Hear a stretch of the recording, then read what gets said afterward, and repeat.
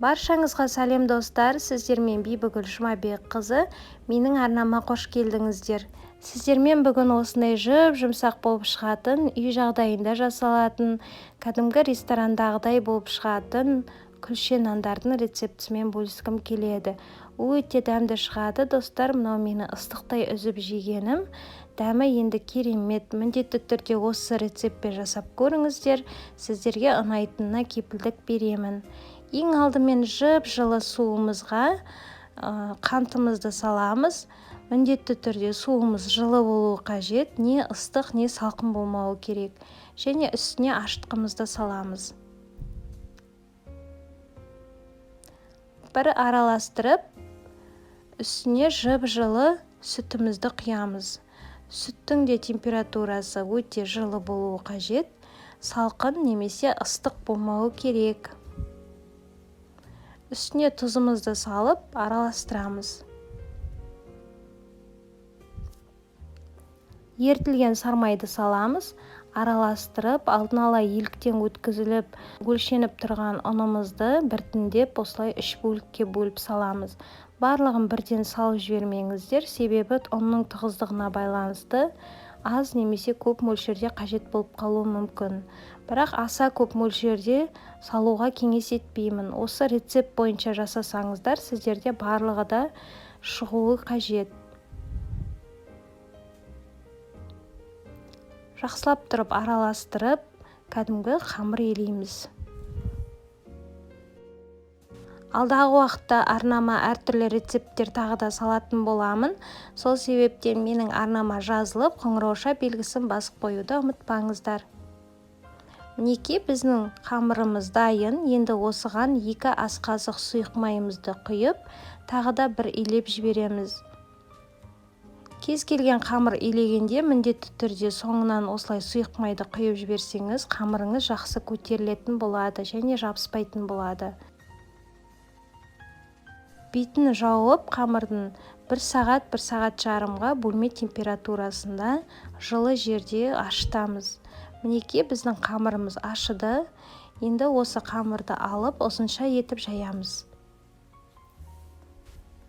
Жайып болған соң, оны бөліктерге бөлеміз. Мен арнайы таразымен бөлдім, себебі барлық күлше нандар бірдей болсын дедім. Әрқайсысын 120 граммнан менде 9 бөлік шықты. Егер де сіздер қонаққа жасайтын болсаңыздар, осылай өлшеп жасағандарыңыз жақсы болады, себебі дастарханда тұрғанда барлығы бірдей болып тұрады.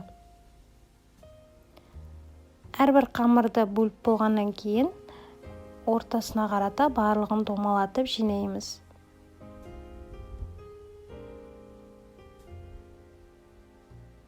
Нанды пісіретін ыдысымызға салып, осылай дайындап қоямыз. Арасын алшақ етіп қойыңыздар, себебі нан тағы да көтерілетін болады.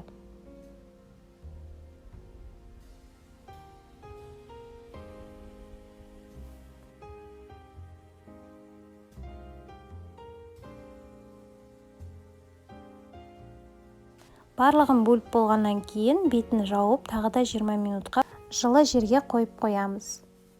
Біздің нанымыз одан сайын көтерілетін болады. Мінекей 20 минут өтті, біздің нанымыз көтерілді. Енді осыны қолымызбен лепешканың формасын шығаратын боламыз. Ортасын басамыз. Және де пісу барысында көтеріліп кетпеу үшін осылай вилкамен тесіп шығамыз.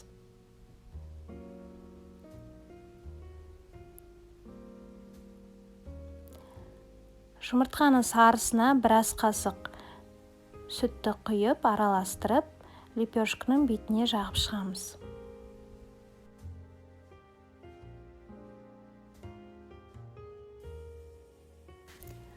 Мен мак пен кунжут сеуіп шықтым, бірақ бұл міндетті емес. Алдын ала қызып тұрған 190 градуста 20-25 минут пісіріп аламыз.